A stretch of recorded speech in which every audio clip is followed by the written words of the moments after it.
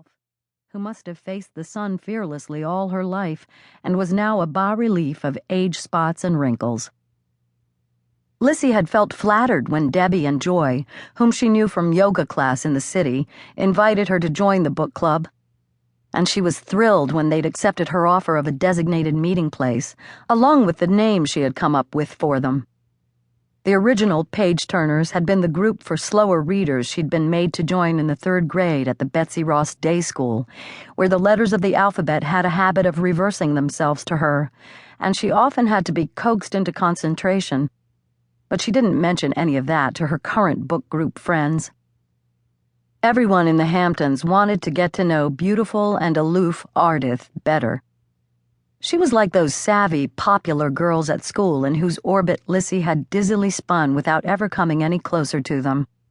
And Larry Templeton was someone important in Jeffrey's corporate world.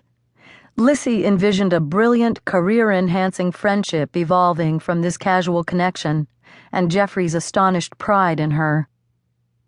Every other Tuesday since Memorial Day, Angela Graves drove her blue Chevy Neon from the Springs to Lissy's more desirable neighborhood and sat among the dewy-skinned young members of the grown-up page-turners, a veritable bulletin from their grim future.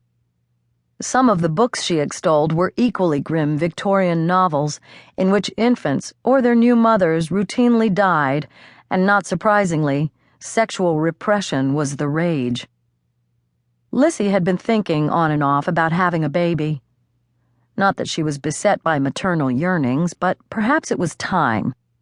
It wasn't as if she had a real career to interrupt. Even she knew that being a part-time freelance party planner wasn't a serious or inspired pursuit.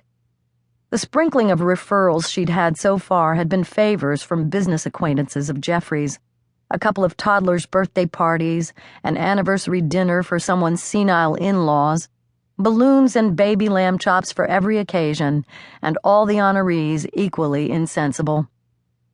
Besides, a few of Lissy's friends had started families already, bucking the national trend of waiting until your ovaries dried up and fell off. She might well be in on the beginning of a new trend.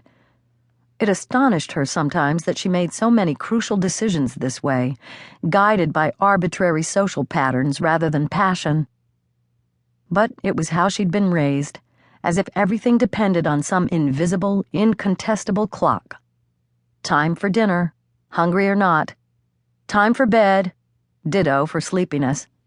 Time for school, let go of Mummy's hand, Alyssa. Time for deflowering. Time to get married. And why not? How did you ever know if you were really in love anyway? Still, starting a family might be inconvenient or worse, and especially complicated right now. If, as Angela Graves suggested, Mary Shelley's Frankenstein was merely an elaborate metaphor for childbirth, what could one expect?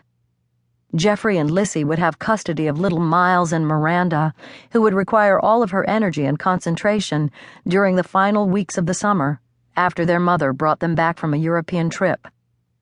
Lissy could play at mothering then, if those beautiful but daunting children allowed it, and make an informed decision for once. Why, it might even be fun. She was supposed to have finished reading Can You Forgive Her for today's session of the page-turners, although it was incredibly long and printed in such microscopic type. Angela had given them the title back in January, just after they'd first signed up, instructing them to start reading it then, but Lissy hadn't gotten around to it right away. And now, flailing to catch up, it seemed more like winter reading to her, that endless blizzard of pages flecked with the blown soot of words. She skimmed as quickly as she could through the chapters that dealt with politics and money, in favor of the romantic passages, but even sounding out the characters' names as she flipped through the book. Alice Vavasour, Lady Glencora, Plantagenet, badly fatigued her. Imagine saddling a child with a name like Plantagenet.